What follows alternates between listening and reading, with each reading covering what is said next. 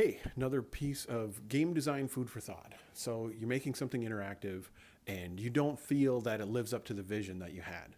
Well, is it something that you can play a little bit and maybe it's enough? What if that were the whole version? What if that was what you imagined in the first place?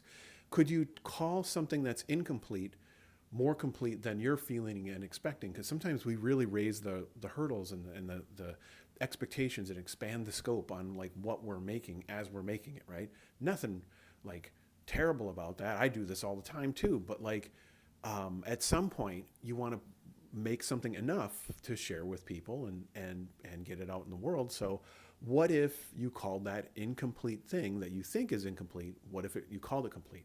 What if there were other ways to adapt to get out in the world? So let's say you're really strong at sound design, but your art is very abstract. Or let's say you have a really cool set of rules and leveling up scenario, or you have a neat kind of level generation thing, and the interacting with encounters through that is pretty interesting.